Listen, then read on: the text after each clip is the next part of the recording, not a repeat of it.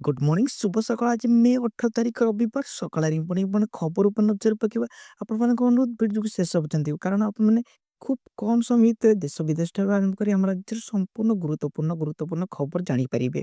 ତାପରେ ତ ଆଜିର ପ୍ରଥମ ଖବର ଉପରେ ନଜର ପକେଇବା। କଲେଜ ଛାତ୍ରଛାତ୍ରୀମାନଙ୍କୁ ମିଳିବ ସୁଭଦ୍ରା ଯୋଜନାର ସର୍ଭେ। କଲେଜ ଛାତ୍ରଛାତ୍ରୀ କେବଳ ସୁଭଦ୍ରା ସର୍ଭେ ଘର ଘର ବୁଲି ତୃଣମୂଳ ସ୍ତରରେ ତଥ୍ୟ ସଂଗ୍ରହ କରିବେ। ନିଜ ମୋବାଇଲରେ ଇଣ୍ଟରନେଟ୍ ବ୍ୟବହାର କରି କାର୍ଯ୍ୟ କରିବେ। ସକାଳ 6ଟାରୁ 9ଟା ମଧ୍ୟରେ ସର୍ଭେ କରିଯିବେ। ପ୍ରତି ସର୍ଭେ ପିଛା ସେମାନଙ୍କୁ 25 ଟଙ୍କା ଲେଖାଏଁ ପ୍ରଦାନ କରାଯିବ। ଏଥିପାଇଁ ତାଲିକା ପ୍ରସ୍ତୁତ କରି ପଠାଇଛନ୍ତି ଉଚ୍ଚଶିକ୍ଷା ପକ୍ଷରୁ। ସମସ୍ତ କଲେଜ ଅଧ୍ୟକ୍ଷ ଓ ବିଶ୍ୱବିଦ୍ୟାଳୟର କୁଳପତିଙ୍କୁ ନିର୍ଦ୍ଦେଶ ଦିଆଯାଇଛି। ତ ଆଜିର ଦ୍ୱିତୀୟ ଖବର, ଖସୁଛି ସୁନା ଦର। ସପ୍ତାହ ମଧ୍ୟରେ ଖସିଲାଣି 2,500 ଟଙ୍କା। ଖସି ଚାଲିଛି ସୁନା ଦର। ସପ୍ତାହ ମଧ୍ୟରେ 2,500 ଟଙ୍କା ସୁନା ଦର ଖସିଛି। ଆମେରିକା ଚୀନ ମଧ୍ୟରେ ଟାରିଫ ଯୁଦ୍ଧ ଯୋଗୁଁ ଦର ହ୍ରାସ ପାଇଛି।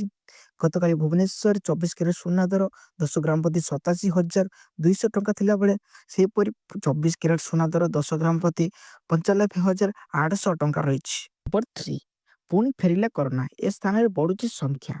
ଲୋକଙ୍କ ମନରୁ ଏଯାଏଁ କରୋନାର ଭୟ ଯାଇନାହିଁ। 2019 ପରେ ଦେଶରେ ସାରା ରାଜ୍ୟରେ କରୋନା ନଜର କାୟା ମେଲାଇଥିଲା। ଲକ୍ଷ ଲକ୍ଷ ଲୋକଙ୍କ ଜୀବନ ହାରିଛନ୍ତି। ଏବେ ପୁଣି ଥରେ କରୋନା ଦେଖାଯାଉଛି। ହଂକଂରେ ସିଙ୍ଗାପୁରରେ କରୋନା ପୁଣି ଥରେ ବ୍ୟାପିବାରେ ଲାଗିଛି। ଏହି ସ୍ଥାନରେ କରୋନା ରୋଗୀଙ୍କ ସଂଖ୍ୟା ବୃଦ୍ଧି ପାଇବାରେ ଲାଗିଛି। ମେ 3 ତାରିଖ ସୁଦ୍ଧା କରୋନା ମାମଲା 14,200ରେ ପହଞ୍ଚିଛି ବୋଲି ସୂଚନା ମିଳିଛି। ନମ୍ବର 4, ଯାଜପୁରରେ ଟାଟା କରିବ 63,000 କୋଟି ଟଙ୍କାର ପ୍ରକଳ୍ପ। ନିଯୁକ୍ତି ପାଇବେ 34,000 ଲୋକ।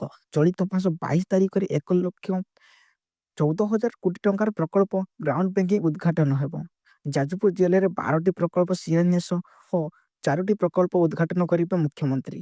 କେବଳ ଟାଟାର 63,000 କୋଟି ଟଙ୍କାର ଶିଳାନ୍ୟାସ କରାଯିବ। ଏହାଦ୍ୱାରା 34,000 ନିଯୁକ୍ତି ସୁଯୋଗ ସୃଷ୍ଟି ହେବ। ପରବର୍ତ୍ତୀ ନ୍ୟୁଜ୍, କରୋନା ପାଇଁ ମୁଖ୍ୟମନ୍ତ୍ରୀ କେଜରିୱାଲଙ୍କ ବଡ଼ ଘୋଷଣା। ଦିଲ୍ଲୀରେ ଆବଶ୍ୟକ ସାମଗ୍ରୀଙ୍କ ବିତରଣ ପାଇଁ ଲାଗୁ ହେବ ଇ ପାସ୍।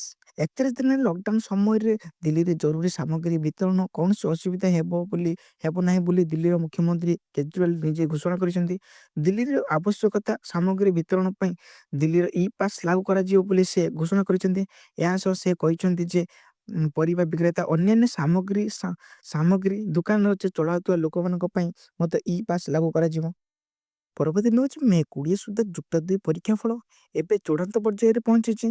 ଆସନ୍ତା 20 ତାରିଖ ସୁଦ୍ଧା ଯୁକ୍ତ 2 ପରୀକ୍ଷା ଫଳ ପ୍ରକାଶ ପାଇବାକୁ HSC ଲକ୍ଷ୍ୟ ରଖିଛି। ଏହି ପ୍ରକ୍ରିୟା ଚୂଡ଼ାନ୍ତ ପର୍ଯ୍ୟାୟରେ ପହଞ୍ଚିଛି। ଆସନ୍ତା 2ରୁ 3 ଦିନ ମଧ୍ୟରେ ଫଳ ପ୍ରକାଶ ପାଇବାର ସମ୍ଭାବନା ରହିଛି।